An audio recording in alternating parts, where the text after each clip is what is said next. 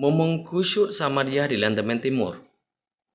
Di desa kami, Lantemen Timur, Banda Aceh, tradisi mendoakan bersama merupakan bagian yang tak terpisahkan dari kehidupan sehari-hari. Di tengah hiruk pikuk kehidupan sehari-hari, masyarakat Lantemen Timur menyempatkan diri untuk berkumpul dalam sebuah tradisi yang penuh makna, yaitu sama dia, yang dilaksanakan berturut-turut selama 3 malam di musala ataupun di rumah almarhum. Dengan khusyuk kami memanjatkan doa kepada Allah Subhanahu wa taala untuk keselamatan dan keberkahan bagi warga yang sedang musibah.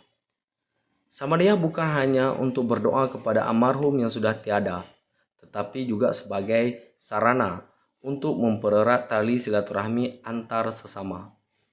Semoga arwah yang telah pergi mendapat tempat yang layak di sisi Allah Subhanahu wa taala serta penguatan tali silaturahmi antar warga melalui kegiatan Samadiyah. Yang membedakan di tempat kami ada ceramah singkat setelah Samadiyah sambil menunggu azan Isya. Dengan harapan tradisi ini tetap terjaga sebagai sebuah bentuk doa untuk warga yang sedang musibah. Bagaimana tradisi di tempat Anda bila ada warga yang meninggal? Salam persatuan, jangan lupa like dan subscribe.